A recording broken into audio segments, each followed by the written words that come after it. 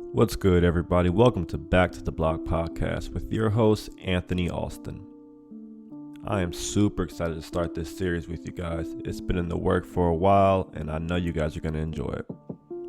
Here, we're going to be taking it back to the block where our story began. We're going to revisit feelings of uncertainty that we experienced when we lacked guidance, skills, and mentorship. Despite the challenges, minimal resources, and adversity that we faced, we had to start somewhere. The belief in ourselves was put to the test when people doubted our dreams, goals, and ambitions.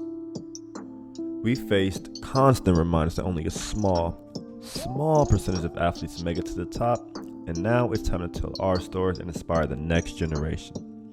This podcast is for us. This is our platform. Let's take it back to the block. Now, in this next episode, we are joined by someone who is a prime example of getting it out the mud. His basketball journey has been far from easy, but his hard work and determination has led him to play in countries all over the world. Playing in places like Spain, Austria, Croatia, Finland, Venezuela, Mexico, Qatar, Iraq, Saudi Arabia, and Tunisia. After his playing days, he got into the coaching life a little bit, starting off at the University of Washington, and he's fresh off a national championship with Montverde Academy. Everyone, let's give a round of applause. Let's welcome my big brother to the show, Giovonne Woods.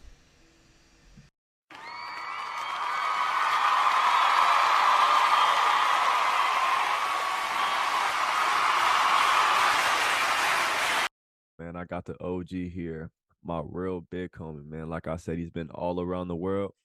It's my real OG right here, man. Giovonne Woods, talk to me. I'll talk back. Welcome to the show. My God, my young blood Ant, what's good, bro? How you living, man? Where you at with it right now? How's life? Life's good, man. I'm hot out here in Florida. You know what I mean? It's my first year out here in Florida, so it's cool. It's real hot out here. Just trying to get used to the weather, but it's cool, man. Is it your first summer out there also? Yeah, I got here like right at this time, like literally this time last year. So I got the whole summer this year. It's crazy. It's hot. There's a few of them states that are just nasty and muggy, and Florida is up there. Like Florida, It's Bama, and like that little, you feel me? That's Yeah, no, it's Florida, Bama, Mississippi, like them three right there. They're yeah. definitely up there. It's hot down here, man. Yeah, you were so. I know you built, man. But you built different. You keep proving it, man. You keep proving it wrong. Hey, man, it's got to keep going up, bro. So you're living on campus? Or are you close to campus, or what? No, I rent a house close to campus so I can be, available and get there as soon as I can, quick as I can. So yeah. Gotcha. So like we said, you're out there in Florida. Um, you're not from Florida though, and you're not a student athlete. We talked about you being on campus. So just talk about how you got into coaching because you're in Florida because you're coaching at Montverde Academy. You guys are fresh off the national championship. Be my cousin at Arizona Compass en route to that at Geico. So we're a little salty about Yeah, that, but salute, man. And I know you appreciate it. started at no doubt. I know you started at UW, University of Washington. So just kind of brief on how coaching transpired. Yeah, so I actually started coaching a little bit when I graduated college. I didn't play my first year right out of school. So I was assistant coach with my dad, who's still coaching in Michigan. And then when I retired in 2019, my dad actually got sick. He had cancer, prostate cancer. So he asked me to take over his program for him. So I was a head coach. I didn't retire November 1st, and I was a head coach November 15th. Wow. So it transpired real quick for me, but it's my dad. So, I had to do what I had to do. Mhm. So I coached that year. And then I just kind of fell in love with it. But I knew, like, in order to move up, you had to do certain things. So I was a GA at Washington during the COVID year, which was pretty tough. And then in this game, you know how it is. It's all about relationships, who and stuff like that. So our special assistant, Jerry Hobby, is like best friends with Kevin Boyle down here. So he made a phone call down in Florida. That's crazy because it's not like it's just like a ordinary program or like a decent high school. It's like a top notch. Like it has a Yeah, rep. Like everyone knows that. Like you can name a few yeah. more for me, but Ben Simmons, D'Angelo Russell, like who are some other guys that might be around the bandits on the campus Uh, or RJ Barrett, Precious Achua, um, D'Lo. Shoot, we just had one this year. Got Gatorade Player of the Year. Derek Whitehead is going to okay, Duke. he's tough. Moses Moody just won a NBA championship.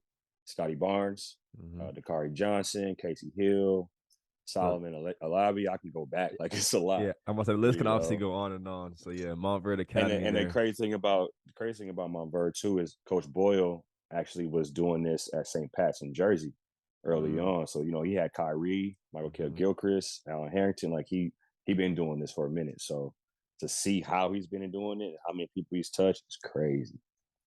So I know you've only been there about a year, but you've been all around the world and different levels and stuff like that. So how good of a coach like is he?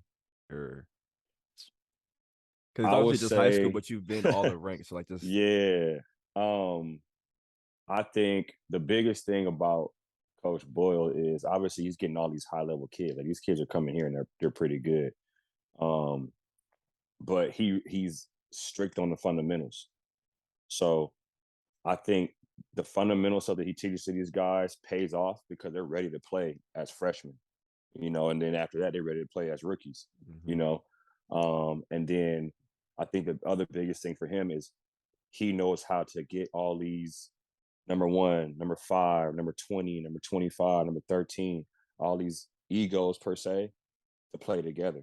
You know what I mean? That's the biggest thing I think is like, that's tough. Very tough. It's like having like, Goliaths of their class, like all playing on one team. Like, it's like, nah, like the K team, like none of those dudes average more than like 13 points a game. You know what I mean? So I think the fact that he can, get those guys to play together and then win, focus on winning and getting better every single day, because it's literally every single day. You get Sunday off. That's it. Yeah. So he's a great coach. And just how you mentioned that Cage team averaged 13, that just speaks into I'm not telling people to all go make super teams and play together, but that just goes into speaking of playing a role because those guys averaged 13 and they probably all got D1s because they all are still set and solidified, but they all accepted their role and excelled in that. So that just goes to show you don't have to average 20, 20, and 20 or do like some crazy stuff. If you play, excel in your role, you can find opportunity and growth and still expand and level up. No, absolutely. I mean, now the game has changed so much. Like, being up at this level too and being around these high level coaches and listening to what they're looking for, it's like not one of them coaches are asking how much is Dylan Mitchell averaging, how many points is he averaging, or how many points is Derek Whitehead averaging. It's like, Mm-hmm. no, what type of player is he? Does he work hard? What's his attitude with his teammates? Is he a good locker room guy? Like, that's what they're asking. Don't get me wrong, they're high level kids, but Right. they don't really care about what you average. And it's about what can you bring to the game to win, and that's what they're looking for. Exactly. And that's at the college, that's pro level, that's at all levels. Anytime That's you all get level. invested in and things like that, that's what matters the most. No, absolutely. It's Coach Boyle said this too. It's like it's rare that you see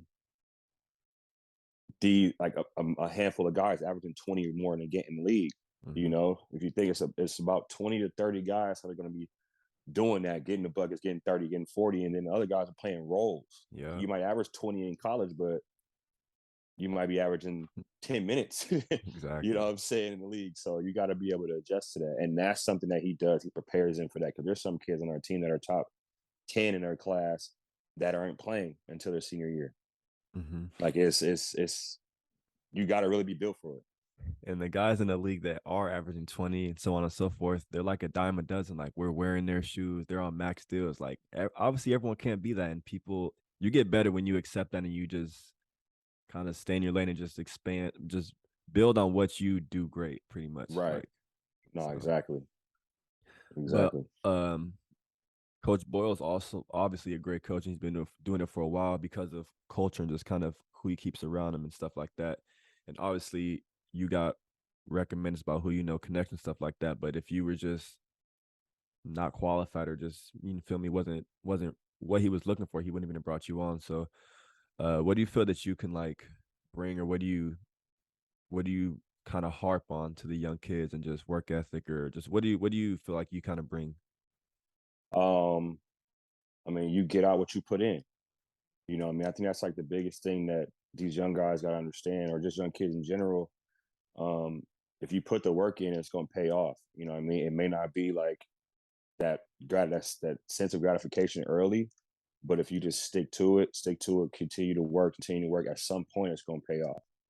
So I think that just having the mindset determination to be able to just continue to push, push, push, push.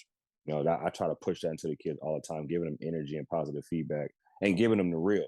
You Hmm. know what I mean? Because if you don't give these kids the real, they're gonna be blinded the whole way through. And then when they get there, they gonna know what to do.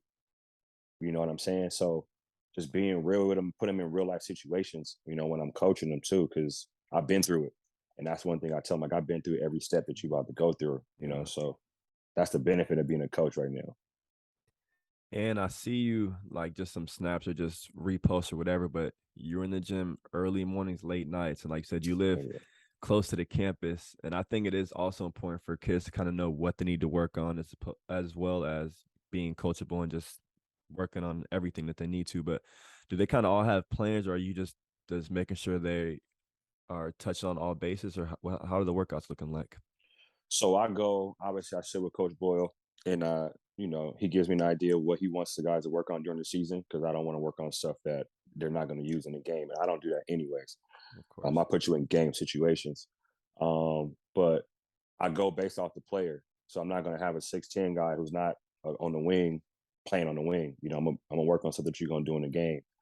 Um, and again, like I did, like I said, I moved close so that I can be available, and I put it out to the guys. So whoever was, willing to get into the gym at 6 a.m., we in there, you know. So what I did was I did pretty much almost 3 workouts a day. 6 a.m. with some guys, lunch with most of the guys, pretty much 90% of the guys, and then either after practice, a couple guys.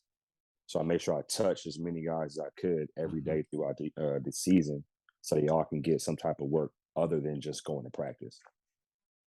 Would you say you're like the cool coach, like kids can like be they self and or you gotta be kind of strict? Yeah, I mean, because my thing is every just like every player has a role, every coach has a role too. You know what I mean? And I feel like if there's a dynamic where, let's just example the head coaches, the strict straight face, blah blah blah, whatever you want to call it, and then the assistant coach is almost the same thing or mirroring that, Hmm. then somebody has to kind of bridge that gap a little bit.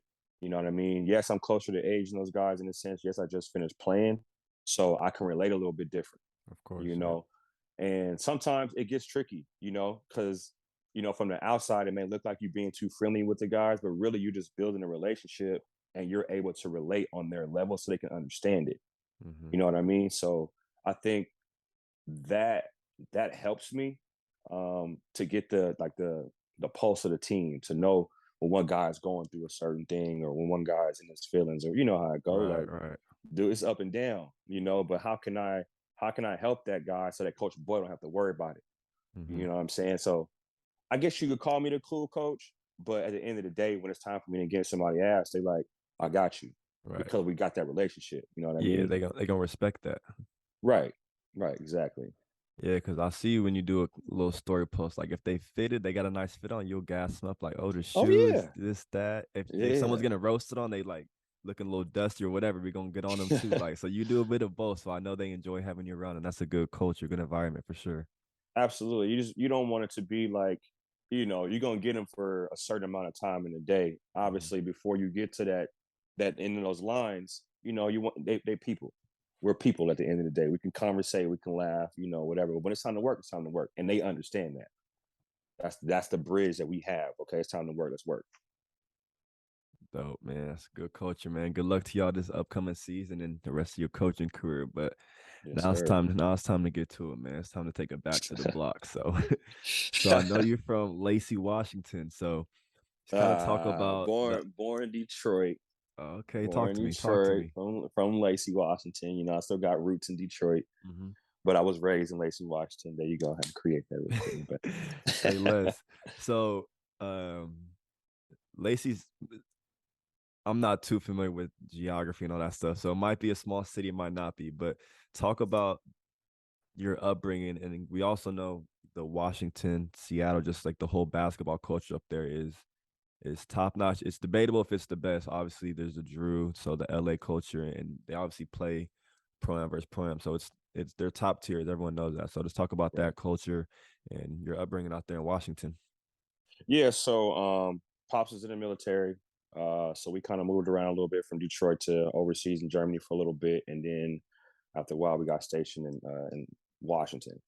Lacey is like a little small suburb off of Olympia, which is actually the capital. Funny thing is, people think Seattle's the capital. It's not, but I understand why.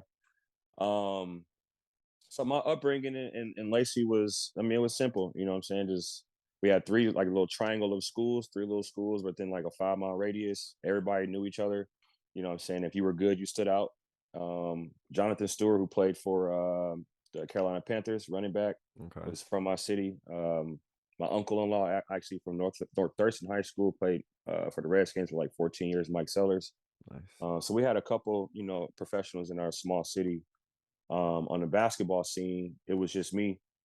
Uh, Nobody really pressed from that was actually rooted from there. Hmm. Other than one guy, I'm sorry, Mike Fay, who actually went to UCLA, played at Capitol High School in Olympia. But other than that, it was just me. Kind of just created it on my own. You know what I mean? It was just me and my dad, my mom, and my sister. We didn't really know Seattle. It feels like an island from where we're at. It's only an hour south, but that's where the basketball scene is, like you said. So we didn't really discover that until later on when I was about to be a senior in high school. Um, so I just kind of just carved out my own little way, like I did, overseas. Um, Went to a small school, NAI school, called Evergreen State College in my hometown, and then transferred, went to a national JUCO in San Jose City for Percy Carr at San Jose City College. And then I actually walked on at University of Montana, but it was just a little too much for me.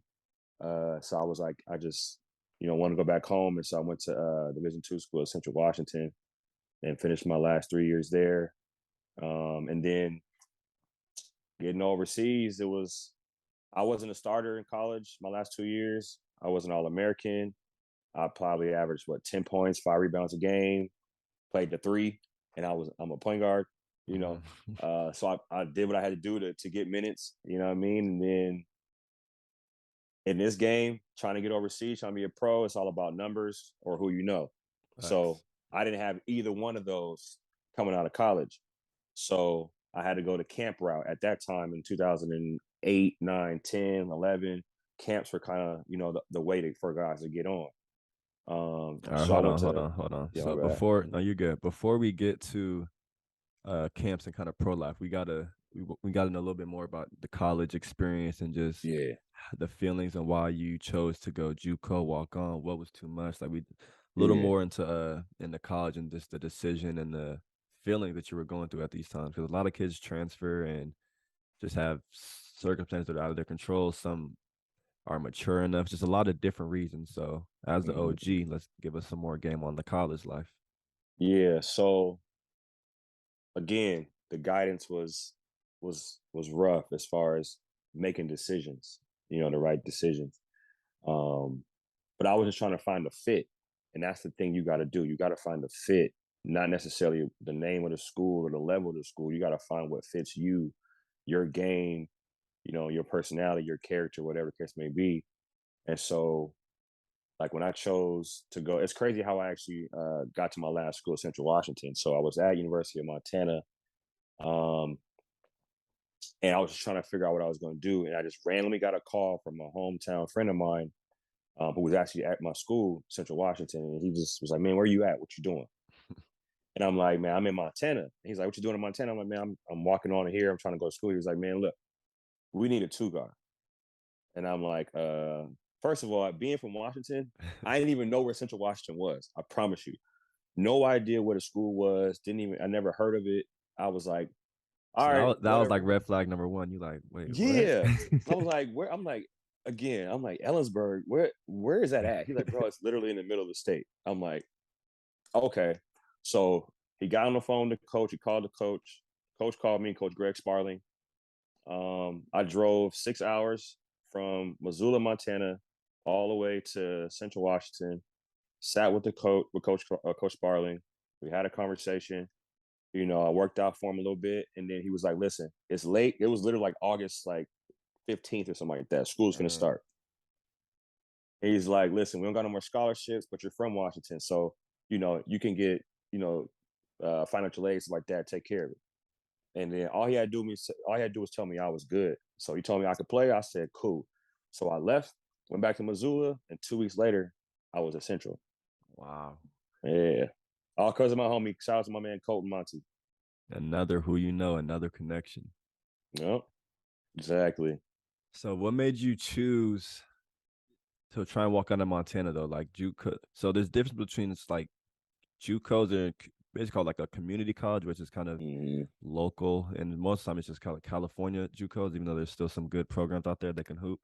But Yeah. national JUCOs, obviously, most of the time it's scholarships as well, and it's just a higher level of basketball. So what made you choose to walk on as opposed to maybe taking a lower D2 or just choosing that school out of all the schools to walk on at?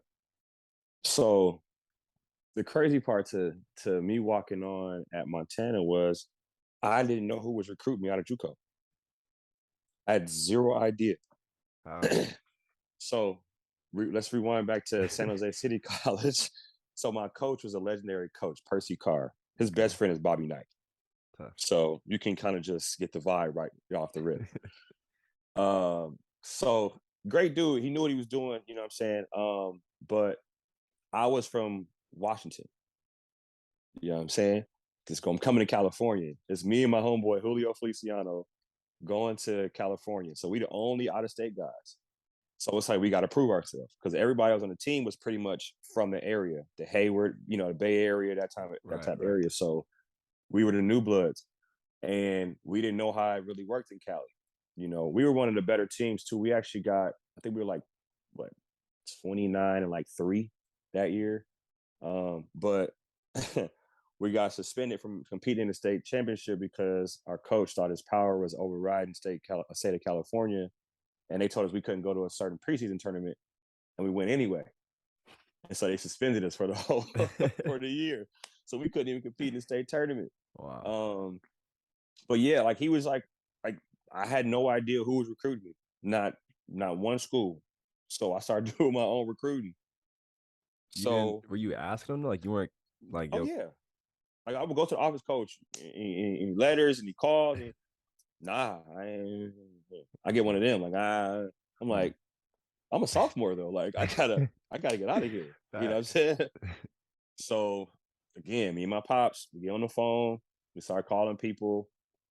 My high school coach, my senior year, his nephew, which is a good friend of mine, Virgil Matthews, was at Montana. And so he called Virgil. I got on the phone with Virgil. They talked to assistant coach for me, Andy Hill. And Andy Hill, we talked. I got the invited walk-on spot. Flew out there, visited the school. Boom, it was done. So that's what I went with because that's the only thing I had. Right. And then like I said, within 3 months, transpired to be going to Central after that. So, a lot of stuff. It was just quick. You know what I mean? But I wouldn't change it honestly because it built me to a lot of this story that I have today and the things I can give back to the next generation is crazy. Yeah, so that's where a lot of the internal toughness and just resiliency to go get it just comes from. Like I see you had to just jump through loopholes to go get it early. Every pretty much every step of the way. College, high school, college, pros, right, coaching, same thing. And it's like even when you're not supposed to, like obviously you go to college, you kind of like are protected. Like when the coach recruits you, like yo, like your son is my son for the next boom boom boom. So he should have looked out for you. Like you should have tried to make sure. Like I need to. So that's kind of crazy that you still had to do that yourself because you shouldn't have had to. Like shouldn't have had to. Like I literally the only time I was comfortable in college was when I signed with Central because I had redshirted that first year, and then the last 2 years I was on scholarships. I'm like, okay, I'm good. I don't gotta move. I don't gotta go nowhere. It's like, you know what I'm saying? Because I was comfortable. I wasn't happy all the time, but I was comfortable. You know what I mean? So yeah, it was definitely difficult. All right, so JUCO to college, JUCO to D1 to Central, where we finished that. So now we're gonna get into aspirations to play pro ball.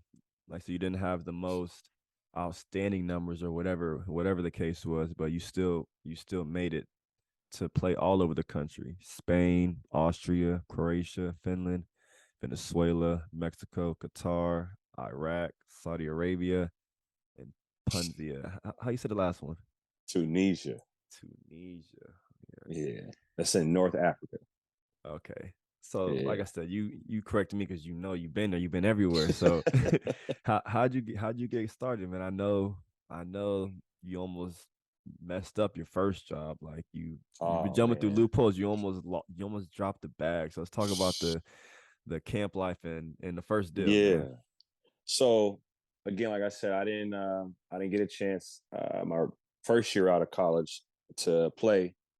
So was going to camps, G League camps, overseas camps. Went to like 4 or 5 different ones.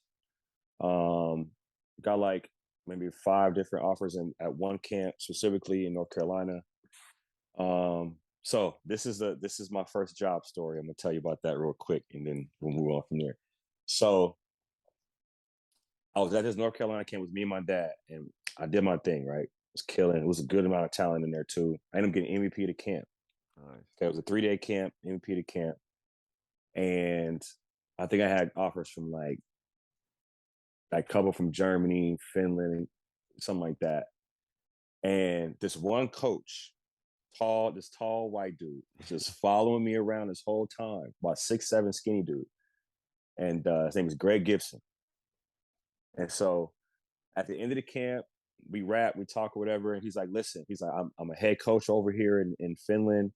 Um, I really like your game. I want you to come play for me. You know." And so I'm like, "All right, cool. Let's talk."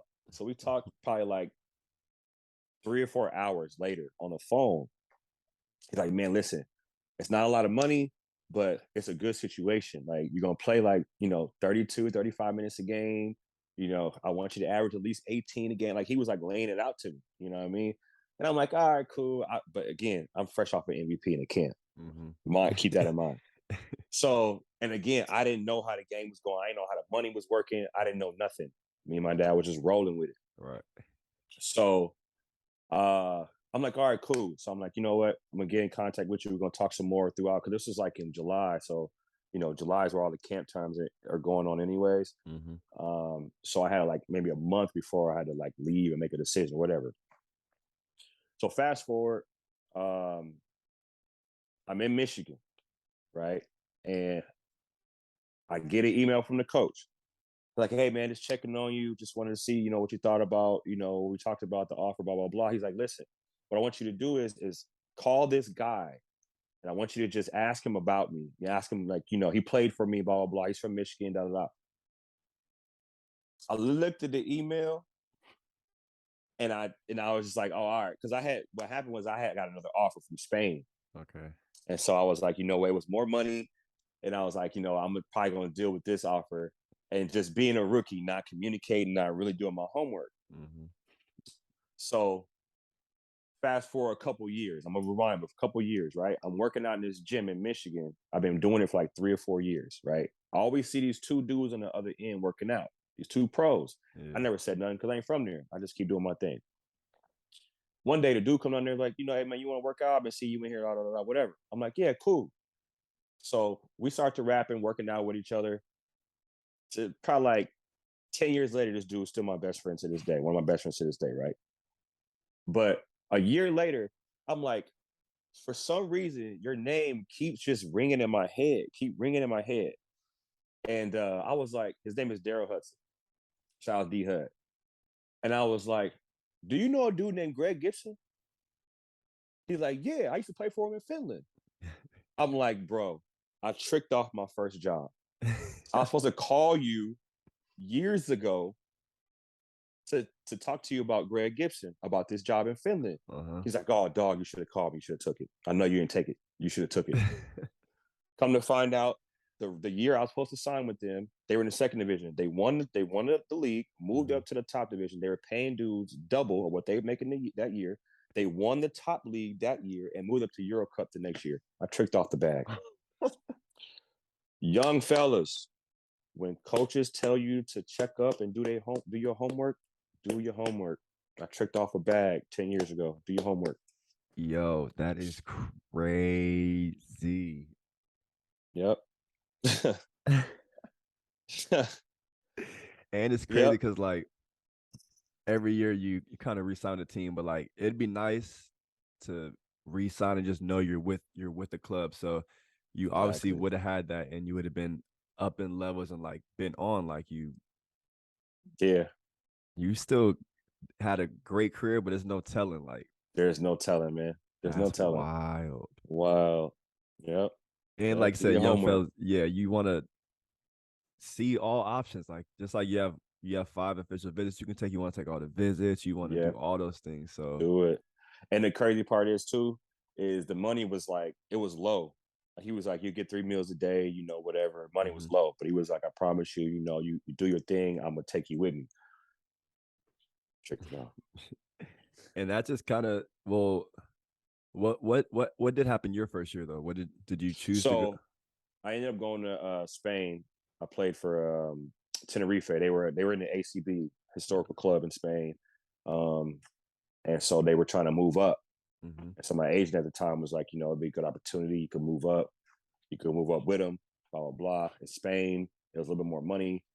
I was like, okay, cool. But you live and you learn. It is what it is. Yeah, yeah. But I mean, Spain was dope though. You know what I'm Mm-hmm. saying? I had a good experience there. It was what it was. We were in the low level. We won. I think we're like 28 and some change. The team moved up. I ended up moving on, but they moved up. So we did our job. You know what I mean? So it still worked out. It's just crazy Still worked out. how it transpired. Like Yeah, yeah, man. So we're gonna get into this pro life now. I gotta want to hear some crazy stories. We're gonna get into all that. So just yeah. out of all the places that we named, what was your favorite country that you've played in? Uh, for play or for like living or both. Either or, and or Uh, both. I'll say living. Probably Spain. I was spoiled my rookie year. And then Croatia was definitely dope, and you can attest to that. Croatia was lit. Uh, Definitely was. I give you one more. Qatar for the time I was there. Qatar was definitely nice. And then playing wise, I say Austria because it taught me a lot about the game, which is my second year in Europe. So and we'll talk about that a little bit. That season taught me a lot about just European basketball and how Mm-hmm. you got to adjust as an American. For sure.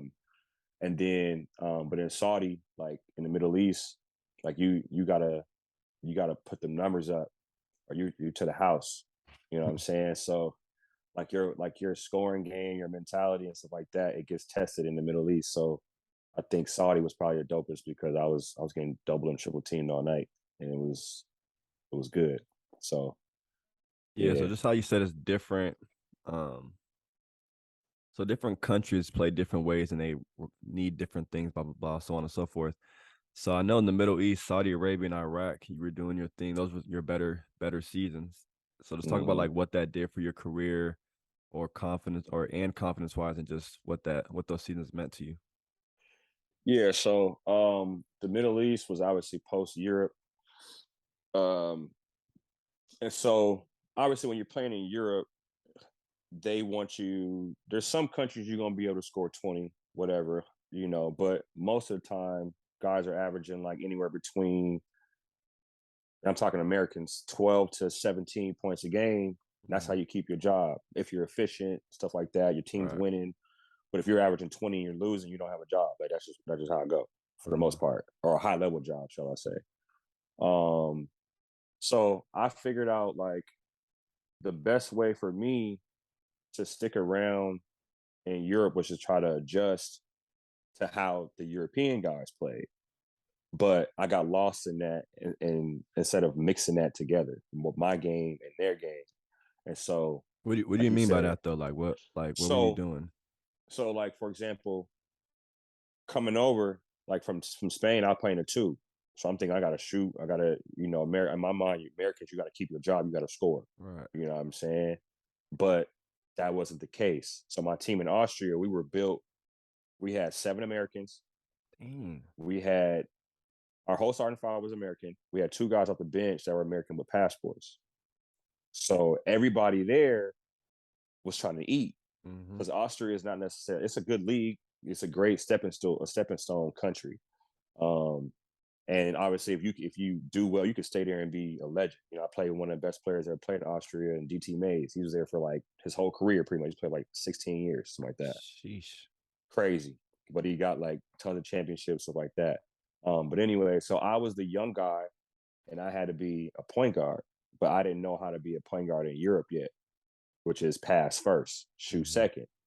So over in the Middle East, it's shoot, shoot, shoot, shoot. There ain't no passing, you know. So that year in Austria taught me to you got to be in order to keep your job, you got to fit in with what they're trying to do, otherwise, but still play your games because you still got to try to get a job. Right. But do it to kind of like a fake it till you make it in a sense. Like I know I can shoot this pull up jumper, but that throw it to that shooter in the corner. Coach is going to pat you in the back for that later. You might have another contract at the end of the year if you do that. Like, you know, I didn't know that then. Yeah. You know, so but I had those guys on that team: Mark Sanchez, Quentin Pryor, DT Mays, Herman Apoku, Joey Shaw. Those guys were already, you know, vets, and so they kind of helped me along to learn that, you know, later on. So it helped me, like, you know, in Europe and stuff like that going on in my career. So shout out to those dudes. So what year was that for you? You're like six. Was that before you went back to Europe or no? So so let me see. So Spain was rookie years. Austria was my second year. So that was 2011, 12, I think it was, or 12, 13, something like that. I didn't go to the Middle East until 14, 15 year, which is when I went to Iraq, and that was during the ISIS time. So, yeah. So I went to Iraq, September of 2014, and I didn't last past November of 2014. Yeah, yeah. Shout out to my man Hiram Fuller for getting me in the Middle East game. Yeah, but So it was. Go ahead. that trip was short lived. Was that the car Yeah, incident? that was a car. Yeah, yeah, that was a car incident. I thought that was in Saudi, but just tell us about that one Nah, time because I was about to talk about that anyways. yeah. So again, 2014 is ISIS. I mean, it's like I'm going like it's prime time ISIS. Like, you know what I'm saying? Like it's I Metro hate to Boomin. laugh. I hate to laugh, but it's I know, I know, I know. My wife was looking at me crazy. My dad was like, "Bro, are you serious?" I'm like, "Man, they offering a bag." bad. You know what I'm And saying? we're gonna see why, but yeah, what was it like out there? Yeah. What So happened? the good thing is, the first thing was we weren't even there the first month. We actually went to Tunisia for training camp. Um, so we were out there for a month or whatever with the team, and then we came back in like mid October, and we was getting ready for the league to start. And we had like a cup tournament right before the league started. And like Middle East are big on cup tournament. They had like each country had like 3 or 4 cup tournaments a year. Right. So this is the first cup tournament, and I'm now just going to the car story. So again, it's Metro Boomin every day, all day. You hear bombs going off, like, you know what I'm saying. But the countrymen are like, man, that's normal. You know what I mean? Like I'm like, nah, that's not normal. But yeah, I'm on the swivel. Right. And so me and my man, my teammate Xavier Keeling, we were sitting in our hotel room, just chopping up, talking about our families and stuff like that, talking about the season, whatever. Boom. Next thing you know, bow, just windows shatter, we lift, lights go, dust everywhere. So after like 2 or 3 minutes of trying to figure out what's going on, we walk Right. out the hallway. It's mayhem. It's windows busted out. It's everything. Car bomb goes off right in front of our hotel. That is crazy. A car When I bomb? say a car bomb, when I say I was losing my mind, I was losing my mind. I was like, how am I getting to the crib? That's what I was trying to figure out. It was the craziest experience. And then the crazy part about it too is my coach restaurant eating dinner as the bomb goes off. So when we get downstairs, the front door is blown out. There's there's bodies in the street, like it's legit like a scene, like you know what I'm saying. And Yeah, me and my man, like I said, me and my two American teammates was going crazy, like trying to just figure out what just happened, what we gonna do next, like where we going, like and our team was sponsored by the police. We were the police club, so like we had their like support and stuff like right. that. But I mean, still like Yeah, that's not gonna make we you feel had no safe. Like it's the whole car bomb. nah, Like, what you mean, police? Like, so I was the man. So we again, so this happened, right? We had a tournament, like think like 3 or 4 days later. So I'm like, I'm not playing. I'm yeah, to the they house. thought they had a tournament 3 days later. Right. I'm like, no, I'm to the house. Like I'm not doing I don't do this. Like this is way too close. Like the game ain't that serious for me. Like I love the game, but I love life. So I was like, nah, I'm cool. So within that time frame of me trying to get my bread, get out of there, figure this whole thing out, my grandma passes away. So my mom's mom. So I'm really freaking out now. Like, Hmm. like I gotta get out of here. I gotta get out of here. So they hold me, they threaten me basically. Like, we not letting you go. You gotta play in a tournament, like all this, and then we'll figure out if we can get you out of here or not. I'm like, so I'm a hooper. So I laced them up. I played, you know. Wow. I played. Hey, look, man, at the end of the day, I'm not gonna sit in Iraq and not do nothing. I'm gonna go get my money. True. You know what I'm saying? So, because at the end of the day, you still gotta get your money. So you don't play, they got a subject to say, hey, he ain't play, he ain't getting his money. Yeah, So you, I you don't want to played. you don't want to give them any reason to not pay you. I Any learned that I reason. learned that quick. Don't give them no reason, or they ain't gonna get it. So Facts. I played, we won it, I got MVP, and then they didn't even help me get out. My pops had to figure out a certain type of way to get me out of there. And so I got out. But it was hell. I missed my grandma's funeral, you know what I'm Mm. saying? And I kind of still rest in peace, Granny, but you know, it is what it is. Still got out though. But that opportunity playing in Iraq actually turned into me going to Saudi right after that. So So before we get into Saudi, you mentioned your dad quite a lot. Shout out to the whole family. But what does the relationship or just the sacrifice or what does your dad mean to you? It seemed like he was there through every step, like supporting, making it yeah, happen. yeah. Like, yeah, talk about that. So my dad is he's he want to take care of his family, you know what I'm saying, by any means, you know. And he had to put his dreams down, a plan and whatever the case may be to take care of his, wife and kids. So when my sister said she wanted to hoop, like he was everywhere. My mom too, but my dad was really like pushing it, you know what I'm saying? Hmm. And so he was every camp with me, you know what I'm saying, from high school, middle school, whatever, when he was there, because the military took him away a little bit, but my mom was doing her part. Um, but he just been my like my support, like because he knows, being away from your family, being in the military, being away for so long, I had to go through the same thing, playing overseas. So Right. he related to me on that end too. And then he didn't have a dad. Like his dad kind of, my grandma passed when he was younger, and then his father kind of just dipped off. You know what I mean? So he didn't want to be that guy. He wanted to make sure that he did everything he could to make sure his son and his daughter were taken care of, and his wife. So that's my dude. Like that's my dude. Like he been there. I call him every day. You know what I mean? Like I talk to him about all my contracts, every decision I pretty much make when it comes to the pros and stuff like that. Like he's in the mix with it. So he been there every step of the way for sure. So shout out to my pops. That's dope, man. Shout out Pops. That's very important, like foundation to show you even just how to be a father, a man, and just showing you like option A don't work, there's B. There's another door that's gonna like just keep going. Like don't take no. So Yeah, I can see all that. I see where it yeah, for came from. sure, for sure. And shout out Mom Dukes too. She a soldier too.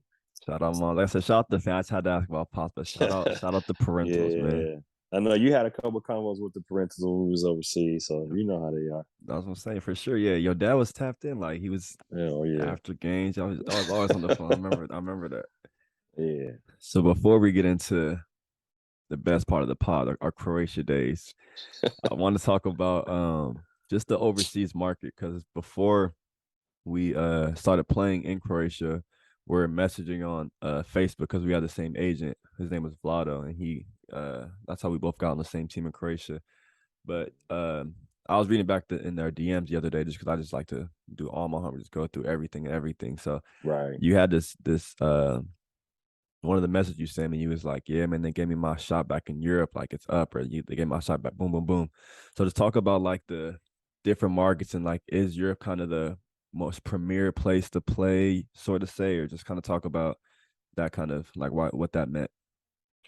Yeah. So it's kind of like they say Europe is the premier place. You know what I mean? So like if you leave and go to like the Middle East or Latin America, Europe may not respect that as much.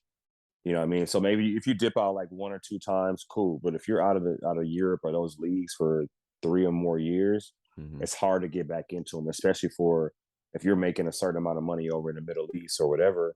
You can't expect to get that back in Europe because the market is just different. The money is different. All right. Um, and so I got tired of playing. I got tired of getting triple teamed every night. Honestly, I wanted to play good basketball again because I was getting to my latter part of my career. And yeah, I started to chase the money, but then I was like, man, I love the game Mm-hmm. more than just chasing the bread. So I wanted to try to go back and play some good basketball before I actually shut it down. And so, obviously when the Croatia situation came up, I was happy, because I was just in, where was I before Croatia? I think I was in Tunisia before that. And that's good basketball, but it's like, it's North Africa. So it's rough Right. basketball, Right. and the conditions are different and all that type of stuff too. So I just wanted to finish my career out, doing that. And I think that's why I was so excited when I got that opportunity.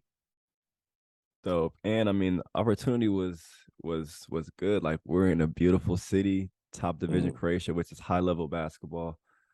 mm-hmm. Um, yeah, I mean, you was an 8 year vet at the time. It was my rookie year, so I mean, you definitely took on the big bro role like right away, like Yeah, right away. I had to. I mean, because again, like, I didn't want to make that mistake that I did earlier in my career by not doing my homework. You know what I'm saying? Pretty much every contract I signed, I would do my homework on the city, my teammates, like where they was from, if I knew somebody that knew them, you know what I mean? Because you going away from home, Mm-hmm. like, I mean, we both are, or we all are in a sense, Right. Americans, like, so we want to make sure that we're going and being comfortable with the people that we're playing with and then possibly, living in the same house with, you know. So I want to make sure I knew, who the rookie was. I'm like, let me check up on him, bro. So that's why I hit you early before I came out there, introduced Yeah. myself, you know what I mean? And then to make the transition easy, that when I got there, because you were Mm-hmm. already there, so you kind of gave me the little lay of the land too. Like, Right. this how practice is, this how the coach is, how the teammates are, this what we playing at, this what we living at, Mm-hmm. So that kind of gave me a little confidence, like, okay, cool, I'm going to a nice spot. You know what I mean? Yeah. So yeah.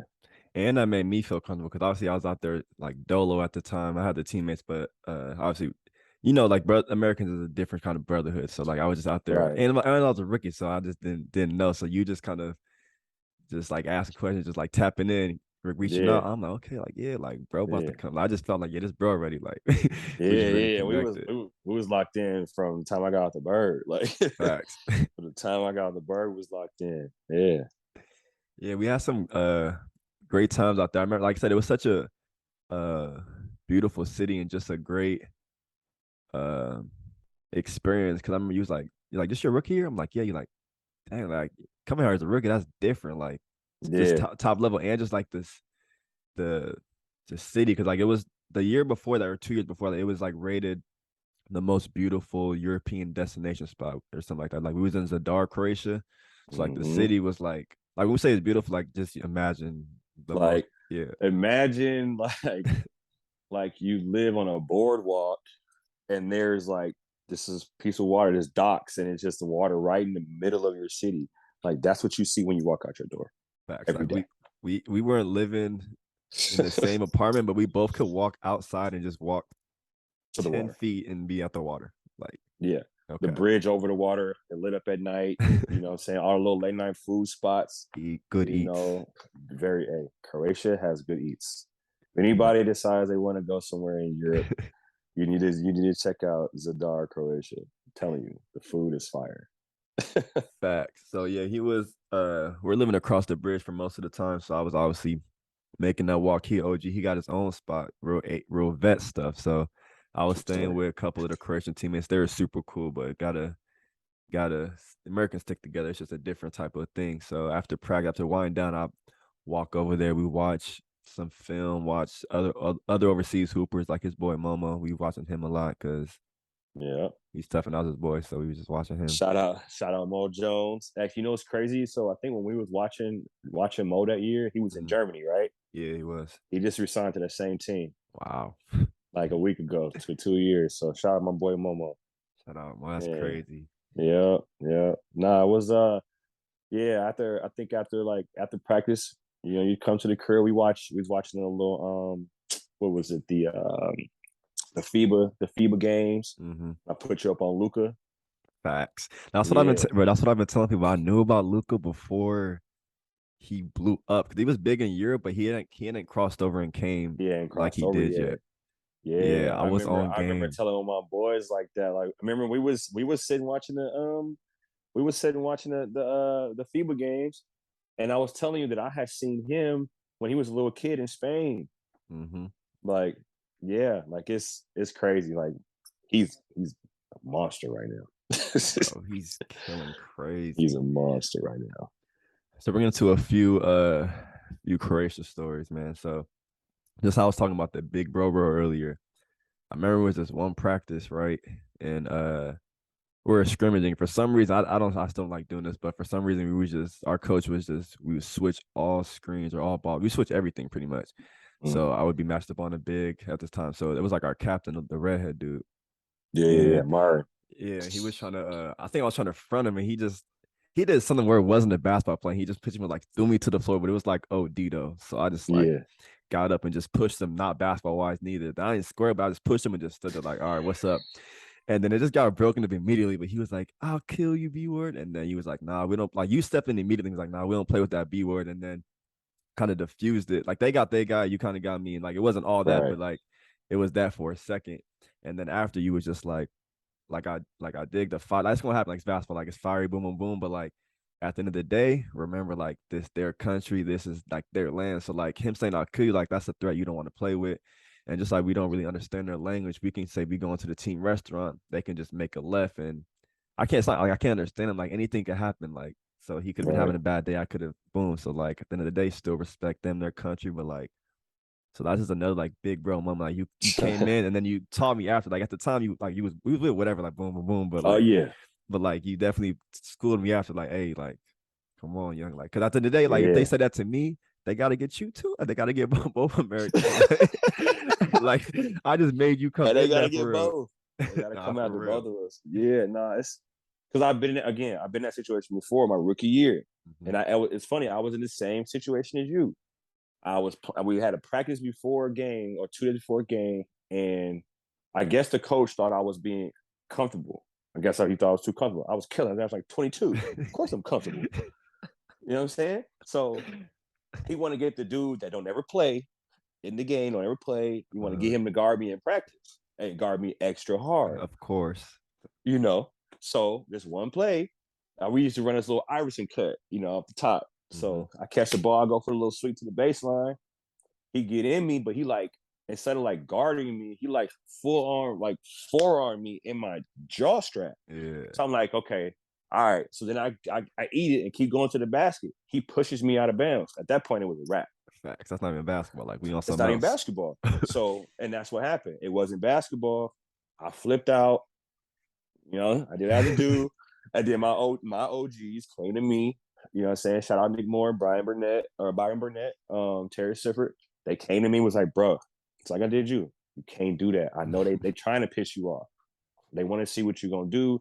And then if you fight them or you do some crazy stuff, they're gonna fire you. Or you're gonna get this little, they're gonna say, oh, he a hothead. So I kept that in mind when I saw your situation. Like, Mm-hmm. little bro, like I feel you and I got your back, but let's keep our job here. Let's keep our Facts. minds here. Let's be more, cognizant of what we're doing. So you know. And now it's a lesson well learned. And obviously, I'm not a vet yet, but I definitely passed that along. Like, it's just about image. You don't want to have, especially a rep like that. Like, oh, that's his own team. Like, he spazzed on his own team. Obviously, practice that it goes like that. But there's just certain reps and things like that you feel me you don't want to have. Yeah, it's like we do that in college and stuff like that, but it's like you I keep it said in house, For whatever. American, just kind of more Yeah, natural. Whereas it's opposed to over natural. there, it's not really you're not really doing it like that over there like that. Like they might think it's tough here. Like we think that's tough. Like, oh, Yeah. he's showing some heart or something like that or whatever. But over there, nah, they're not having it. You to the house. Facts. And then speaking on other things that could result on you being to the house, like just things that another things he was just put me on game because I'm more of a I'm more of a vocal leader now, and I just kind of know how to lead more just as time and stuff has went on. But at this time, I more was like a lead by example kind of guy. So I was more on the quiet side. So I come in the gym, headphones on, I have the hoodie. I'm gonna say what's up, and I'm gonna sit by myself. I'm gonna kind of just like do my own thing, but like be there. And then it's like, nah, you gotta. We're a team, we're a family. You don't want to think you're too good. It's just misconceptions can happen. You don't want to think you're too good. You just don't want to have all that. So like, he was telling me again, like, hey, like, come sit over here with us. Like, come, like, he Yeah, was putting me on that. So that's other things, like, which is normal to Americans. Like, someone doesn't know, you don't think nothing of, oh, that's his character. But like, you can't do that over there. Like, yeah, because they already have this stigma on us that we got big egos and mm-hmm. we already think that we better than them. You know what I'm saying? So they think like now, like, no, y'all coming over here. Like y'all gotta adapt to what Yeah, we got going on. And so again, I learned that before. Like so I would not go out to dinner with my teammates. I just be in the crib. yeah, And then one of my OGs put me to the side. Like, nah, man, like we go out to eat. Like, even if we ain't eating, just come on. Like, just come kick it. mm-hmm. Like, is it because now, like later on, like if stuff happens with a coach or something like that, remember who speaks the language. So Yeah. if they mess with you, they can have your back. You know what I'm saying? So that's just what I was trying to put to you. Like, cause I was shaky with that for my first few years, but yeah, like you got to just be cool. Like, But it's just crazy what you don't know. Like the phrase, you know what you know, because like you don't know that. right. I'm not thinking nothing of it. Like a European thing, they always want to have coffee and tea and all that stuff. So after practice, you're about to go get a drink. Oh, I'll drink coffee. I'm good. I'm like, you gotta go. Like, come on, just You pull up. gotta go, Why? bro. Like, Go get an orange but juice, or something, I'm like, I bro. don't drink coffee. Why would I go if I don't drink coffee? But it's like you say, you can always find something to do. You like, go chill. Yeah. Like, yeah, When you think about it too, it's like, after practice, we get our practice what? Depending on what we're doing, it could be 6, 8 yeah, o'clock at night. mm-hmm. They want to go chill, have a coffee. Like that's just building that relationship with guys and learning who they are. Cause again, you're trying to learn a new culture, new people, new surroundings, and they can put you up on game on how it works in their country, talk to you about the coach, the Yeah, GM, whatever. Like they can put you up on what you need to know while you're there. And some of them are really good people. You know what I mm-hmm. mean? Like For I got a sure, lot of relationships still with some of the guys I play with in Europe and stuff like that. They're just really good people, you know. bro. Tell them how far we was walking from McDonald's. Hey, listen. McDonald's was decent eats over there. Like this was good eats a little Listen, bit. I was just talking to my wife about this yesterday, actually. We Bro, was talking about the rain, thunder, it did difference. not matter. We're going. Listen, the difference of McDonald's over there versus over here is OD. Like Facts. it's like this. So you go walk at 11 o'clock at night and get the McDonald's, bro. Like what?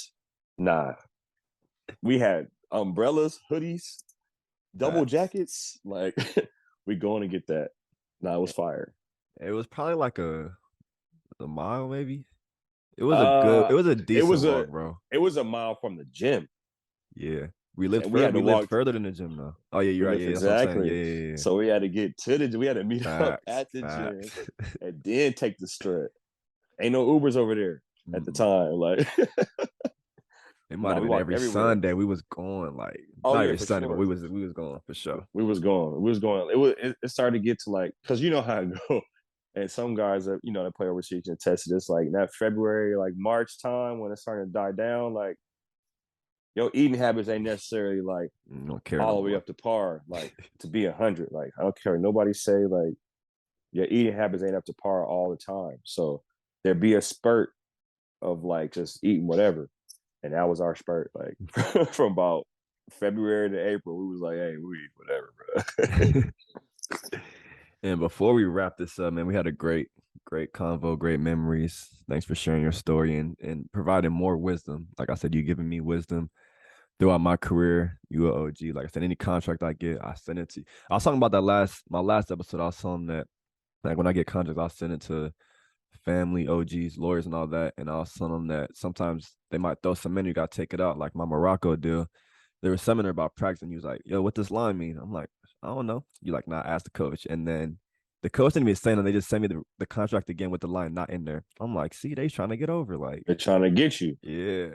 Like it Yeah, wasn't even yeah. discussed. They just resent it without that line in there. Like they didn't talk about. I'm like, "Yo, what does this mean? I want an explanation." They just like, we'll just take it out. Like, Man, listen, I need like a 3 hour podcast, but I got so many man, different stories about contracts and hey, people holding your hey, contracts and listen, all kind of we gonna have stuff. a part two, and it's gonna be over. Like, it's gonna teach the Yeah, overseas. Like, we gonna run it back for sure. I'm gonna give it to you one on one how to carve it out without, you know what I'm saying? Because I didn't have, I played in good leagues. You know what Hmm. I mean? I didn't play in the highest level. I You didn't got play it in out the your mud, club. bro. Your whole career, you got it out the Yeah, mud. 1000% got out the mud. You know what I'm saying? So, I'm doing the same thing like now with the coaching game too. You know what I mean? So that's just that's how I'm built. You know what I Hmm. mean? No handouts. So yeah, part two gonna be crazy because I got more stories to tell you, man. Yes. So we're gonna wrap up part one soon, but uh, there was a time period where the Croatian fans was a little racist and they wasn't happy. Did that happen anywhere else? But just we're gonna talk about that brief moment because we had a mutual friend, and it was just a game where it was a hectic game. Might have been Sabona where it's just a crazy atmosphere, and Mm, obviously they're very passionate. You know how European fans and basketball and sports in general just work. So right, things are going good. They want the Americans just 5 stars, no mistakes. Basically, you can't make no mistakes. Like you just got to be perfect.